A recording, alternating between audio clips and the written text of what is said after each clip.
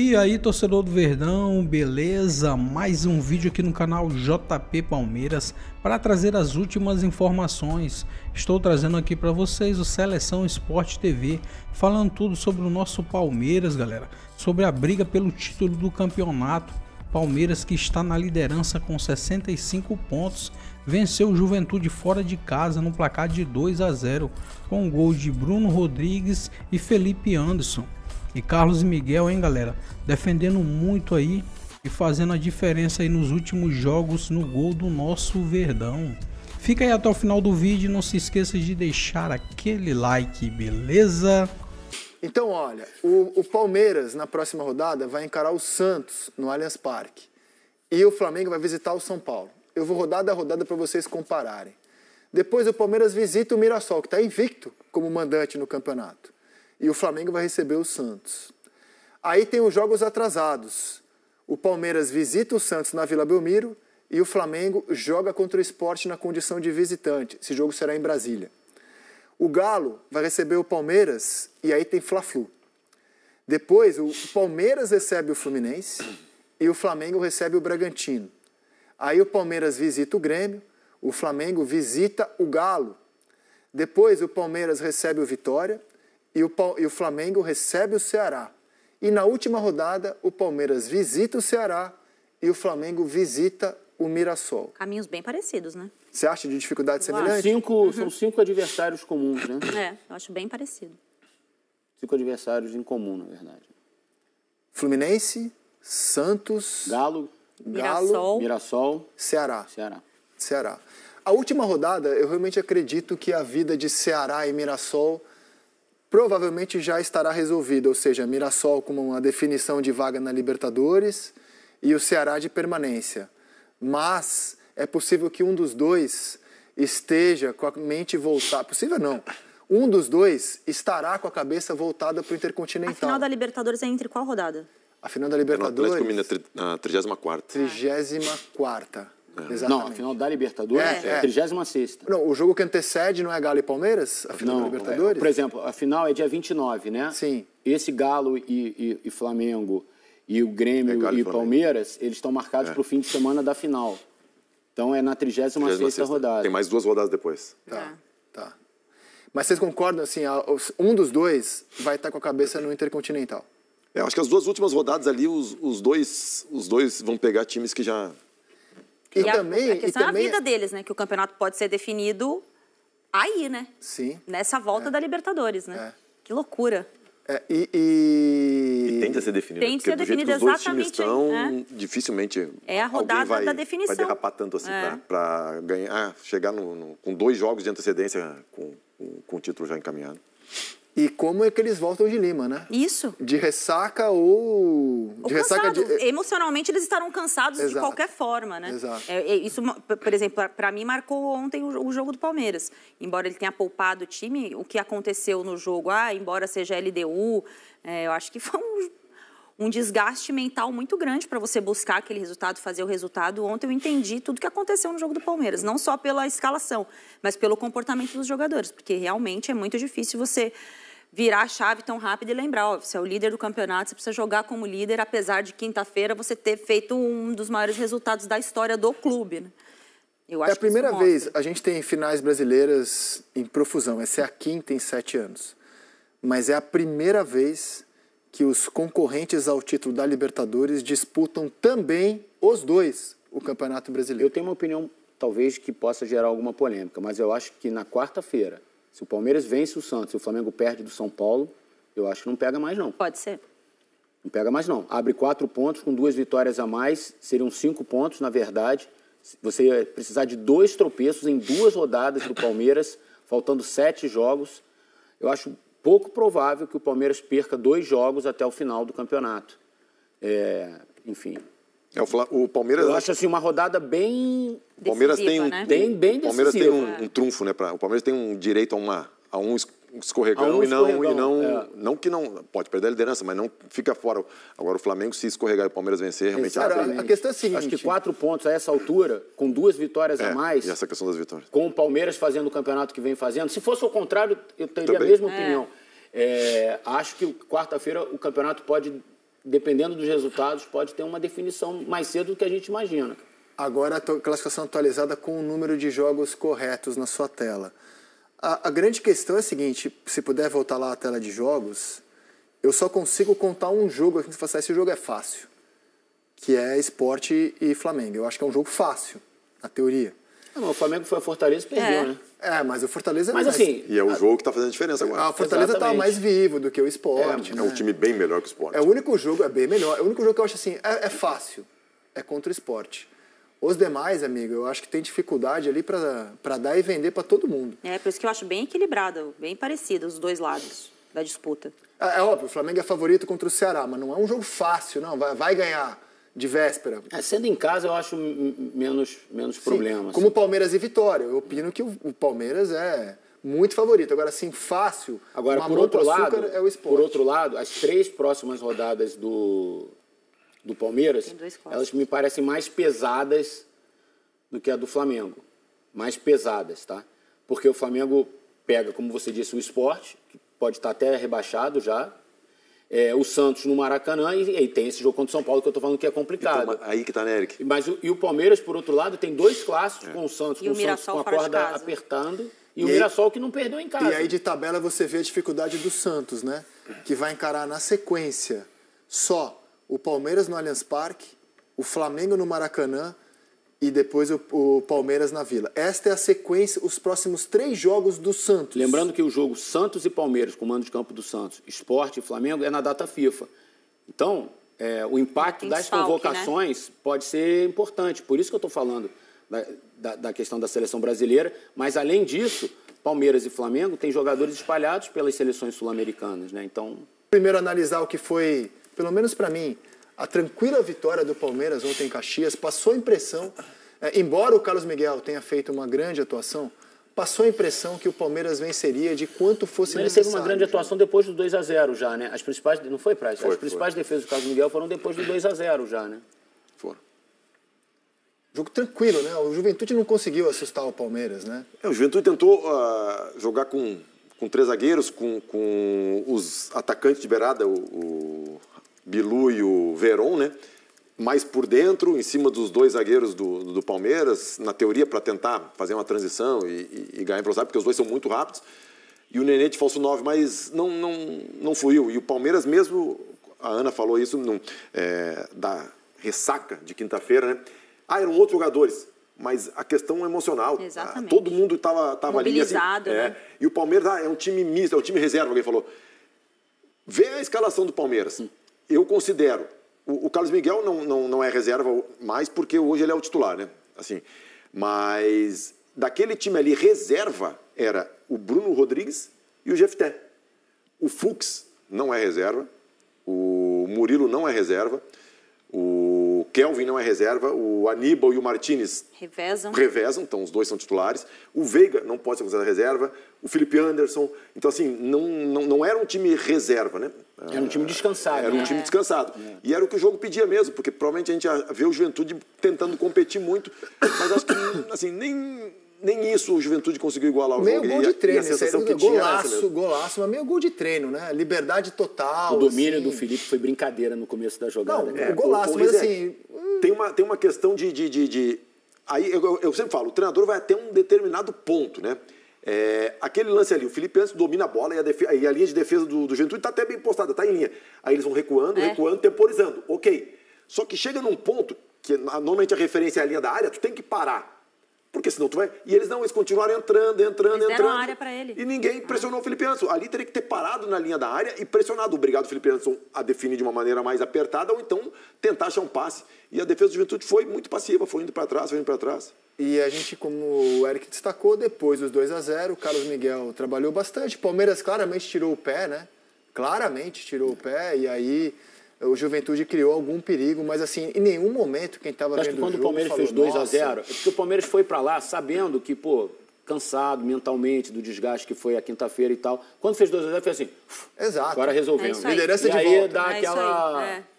Liderança de volta. E aí o Juventude mudou, né? O Juventude tirou um zagueiro, botou um volante, tirou um meia, que era o Nenê, botou um centroavante e automaticamente ele tentou tudo nada, mas aí já era tarde demais, com 2-0, mas nunca que o Juventude ia conseguir mas virar é isso contra o Palmeiras. mesmo, perfeito, cara. 2-0, missão cumprida. É. Agora é só Contar o relógio contar agora. o relógio. Não, missão descansou cumprida. e contou com um goleiro que aos poucos vai ficando cada vez mais à vontade com essa camisa, né? Nessa posição, não é fácil, né? A gente tem aqui o Prazo do nosso lado que sabe bem como é isso. E era nessa hora que precisa mesmo do goleiro fazer a diferença. Quando o time está ali pressionado, já está com 2-0, o outro adversário está com mais ímpeto, o Palmeiras, né, já deu aquela amornada no jogo, aí apareceu o Carlos Miguel, que é o que estava, aos poucos, vai aparecer cada vez mais. Jogadores que entraram, você está vendo a escalação titular ontem, os jogadores que entraram, o Mikael entrou aos 36 do segundo tempo, Facundo Torres, aliás, o Ramon Sousa entrou aos 19, o Veiga, no lugar do Maurício, entrou aos 10. O Maurício no lugar do Veiga. Maurício no lugar do Veiga, desculpa, aos 10 do segundo tempo, e o Andreas Pereira aos 19 do segundo tempo. O Bruno Rodrigues saiu aos 36, deu tempo dele abrir o placar. Aliás, é um reforço importante que o Palmeiras ganhou, né? Qual foi o jogo que ele fez gol? Juventude, desde o jogo contra o Juventude. Do primeiro turno. No Allianz, jogo atrasado. Do primeiro turno, dia 11 de outubro. Exato. Foi no meio da data FIFA esse jogo. Exato, o Palmeiras ganhou essa opção para, digamos que hoje, o Ancelotti possa convocar Vitor Roque e a Argentina convoca o Flaco. Seria péssimo. Mas antes ele não tinha nenhum centroavante. Eu acho assim, cara, agora ele pelo menos ele tem uma opção. Eu acho muita maldade isso, cara. Eu sei.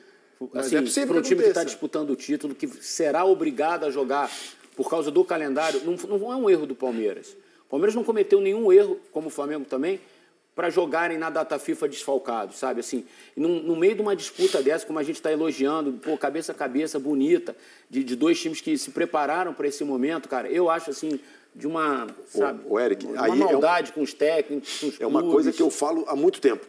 Tu pune quem investe, quem valoriza o teu campeonato. Por quê? Quem é que vai ser punido? Quem tem os melhores jogadores, porque esses que vão para a seleção. Então, quem tem os melhores jogadores, quem investe pesado... Vai ter mais jogo. Não, e vai ser punido porque vai ter que jogar na FIFA. Se é um clube que não investe, que não contrata ninguém, que tem um time ruim, ele não vai ser punido porque não vai ter ninguém na seleção, então ele vai conseguir jogar. Então, tu pune quem está bem, quem está contratando bem, quem está investindo, e tu iguala com quem não está. E assim, mas é esse ano? Não é esse ano. Acontece todo ano, há 15 anos. Eu acho uma no mínimo, crueldade, que eu cara, jogo você futebol. desfalcar esses times agora, nesse momento. Não, eu sei que ano que vem é ano de Copa, é muito importante também, mas, cara, putz, será que um jogo vai fazer diferença na avaliação do treinador? O problema é que o assim? errado aí é a gente, né? O futebol brasileiro ter jogo em data FIFA. Sim, claro. Pois é, sabe há A quanto seleção tempo do disso? Uruguai não tem nada a ver com isso. Se ela quiser convocar o Arrascaeta, ela convoca. Ela fala assim, pô, azar de vocês. Preciso. Né? Preciso. Preciso. O Ancelotti também, ele pode falar assim, ó, sinto muito, é a minha última chance de testar. Então, mas será que realmente o Scaloni pensa em levar o Flaco para a Copa? Será que ele pensa? Não sei, estou especulando aqui, tá? O que eu sei é que o Scaloni não tem nada a ver com Palmeiras e Flamengo. Não tem, mas assim... Ele não vai nem cogitar. Você poderia não convocar o... Não, eu sinto muito, azar de vocês. Mas por quê? Porque nós temos jogos da FIFA. Daí ele vai perguntar, vocês estão falando sério? Tá falando sério? Aí no Brasil não para. Eu vou ter que abrir mão do meu trabalho porque vocês têm um calendário absurdo? Maluco. Fala, não tem. Antes de falar do Bruno Rodrigues, do Carlos Miguel, só convidar vocês a votarem com a gente nas enquetes da rodada. A gente coloca o QR Code no canto da tela, você aponta o seu smartphone e nos ajuda a eleger o gol mais bonito e o craque da rodada. Os candidatos a gol são Arrascaeta, Pedro Raul e Felipe Anderson. Vamos a eles.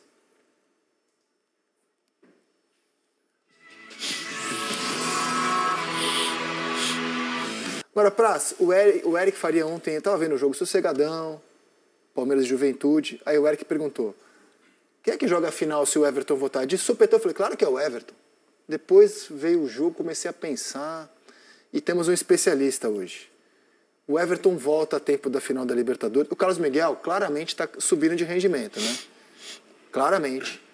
Depois de um começo assim, em que ele não tomou nenhum peru, mas você vê que ele não estava com muito ritmo, agora ele está a 3 jogos sem sofrer gol, fazendo a diferença em 2 deles, né? Ontem contra o Cruzeiro.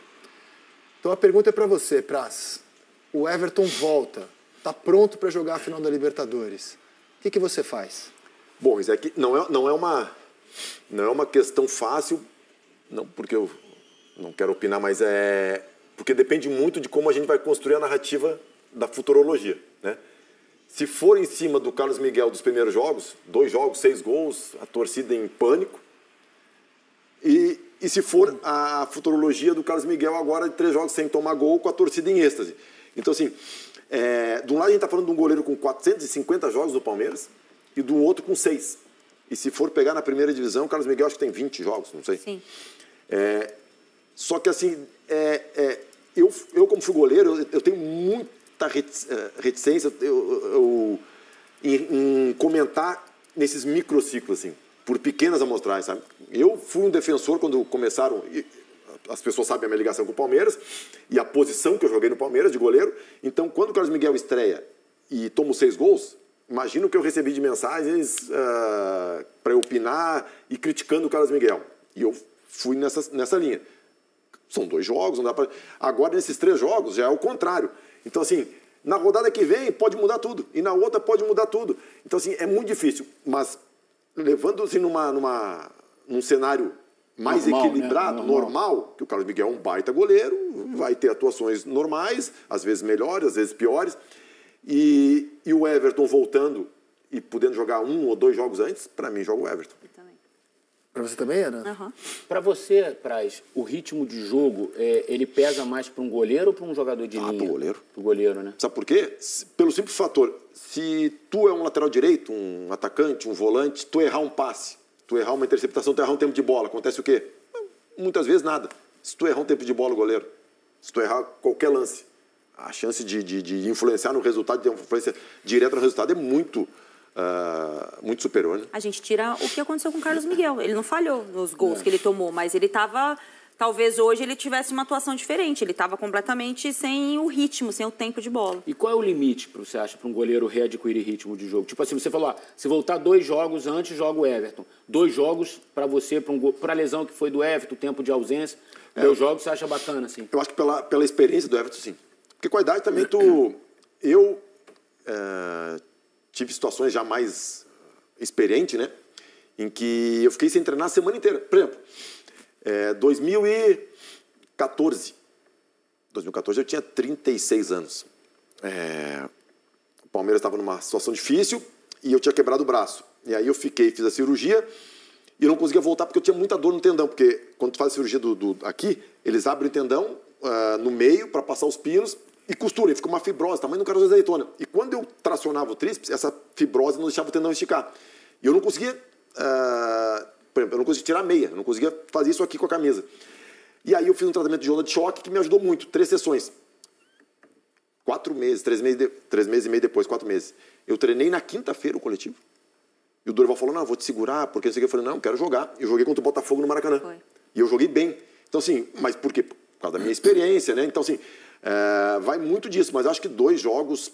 E o tempo do Everton não vai ser 3 meses, 3 meses e meio que nem o meu, né? Uma ausência de um mês e pouquinho. Né? De jogo, né? Porque provavelmente em questão de treino, parte física, não influencia nada, porque ele está treinando. Depois é a sintonia fina do goleiro, né?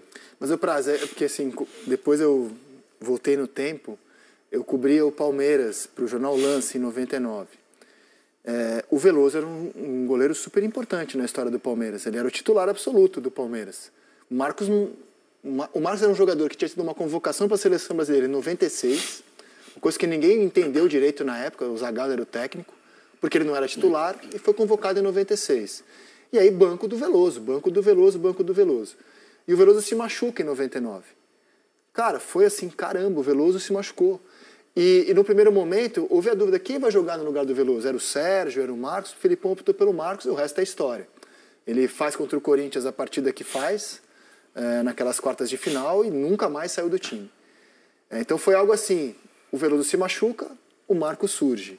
A gente estava lembrando ontem a história do Cássio. O Júlio César era o titular, campeão brasileiro. Deu brecha, o Cássio entrou, nunca mais saiu do time. Não sei se é na altitude, né? Nunca mais saiu do time. Não era Guayaquil, mas era... O Everton é um goleiro histórico.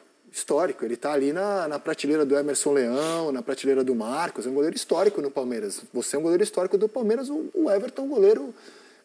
450 jogos, cara. Ah, não, o Emelec foi fora de casa. Ele está consolidado como um dos grandes da história do Palmeiras. Qual que é o limite para você? O que precisa fazer um reserva para ganhar a posição de um cara como o Everton? Será que o Carlos Miguel não tem chance de ir até a final da Libertadores se ele continuar evoluindo? Tem. Tem, né? Tem, não tem chance. E o limite é o campo. É o rendimento. Por isso que eu às vezes falo assim, mas o goleiro é muito baixo. Agora tem isso aí, né? Que muita gente critica, o futebol brasileiro está selecionando pela parte física. Meninos com muita habilidade, só que baixinhos e franzinos são logo podados na categoria de base. Para mim, é rendimento, cara. Se ele estiver rendendo dentro do campo, joga ele. Se o Everton estiver rendendo, joga o Everton. Óbvio que se tem um empate técnico, a balança vai pender pro cara que é mais experiente. Sem pro cara dúvida. que tem E a mais segurança do Sem treinador dúvida. também, né? Sem dúvida. E aí o que a Ana falou, a gente sabe qual é, e o Abel sabe qual é a reação do Carlos Miguel em situações de extrema Pressão, né? pressão? Não que ele não possa jogar, Não, que ele até não possa porque responder ele até nunca melhor. viveu na carreira dele uma situação Nunca jogou de... uma final, assim, uma né? final desse tamanho, E não que ele não nunca. possa responder até melhor que o Everton. Mas o Everton já sabe como é que é. Perfeito. Então, assim, E a gente sabe que é boa a resposta do Everton em grandes jogos. a gente viu, acho que contra o River, o Palmeiras está perdendo de 1-0 Sim, no ele Allianz, faz ele uma faz uma defesa, defesa, assim... então, assim, Não, o Everton cara, é goleiraço. é o campo, né? E a gente vai, que nem eu falei, a gente pode fazer exercício de futurologia aqui, levando para vários contextos, né? E aí é tudo suposição, né? O Bruno Rodrigues, então vamos aguardar. Falta uma vida ainda para essa final da Libertadores. Nossa, há 2 anos para essa final ainda. Falta, né? Nossa, podia ser semana que vem já. Podia. Falta 2 Hoje, anos para essa agora, final. o Bruno Rodrigues não vai desbancar o Vitor Roque, mas deve dar um alívio você ter a opção de um centroavante, quando não puder contar com um dos dois. Ele volta, depois de 2 cirurgias, ele volta ao Palmeiras na 23ª rodada, mas ele jogou poucos minutos naquele dia contra o Inter. E aí, 5 jogos depois, atuou 14 minutos contra o Vasco. Aí é titular no jogo atrasado contra o Juventude. Marcou 2 gols. E acho que ontem é a consolidação, né? Aliás, marcou 1 gol depois de 2 anos, desculpa. E ontem é a consolidação, né, cara? Ó, tá pra jogo. Tá pra jogo. E esse é um que precisa também de jogo, né? Tanto é que o Abel deixou ele até os 37 minutos do segundo tempo ontem, porque a gente viu o Bruno no Cruzeiro, né? Ele pode entregar mais, principalmente em termos de intensidade. Assim, eu acho que ele pode, de repente, em alguns momentos, não entregar tanto que nem o Vitor Roque na questão da pressão, da marcação, justamente porque ele não está em condições ainda de entregar tudo isso, né? Não é do dia para a noite. Assim, tu tá em condições de jogo, não quer dizer que tu esteja em plenas condições, né? Eu acho que ele ainda vai... Ele tem um caminho, e esse caminho ele está percorrendo dentro do campo, porque algumas coisas tu consegue adquirir no treinamento e tu precisa, e outras só o jogo dá. E eu acho que ele está fazendo o passo a passo certinho. E óbvio que para um centroavante, depois de um período de lesão como ele teve, fazer gols ajuda também, né? Mas eu acho que ele ainda vai evoluir muito até o final do ano. Hein? Fazer pergunta para... Bom, aqui estão os jogos da rodada, daqui a pouco a gente faz as nossas enquetes. E a pergunta que a gente faz agora para a vitória do São Paulo, o jogo que fechou a rodada de Brasileiro, é a seguinte: acordou o São Paulo? Então é isso, torcedor do Verdão, valeu por chegar até aqui no final do vídeo, não se esqueça de deixar aquele like, beleza? Se você ainda não for inscrito aqui no canal, já se inscreva, ative o sininho de notificação para não perder nada que eu posto aqui no canal. Falou e até mais!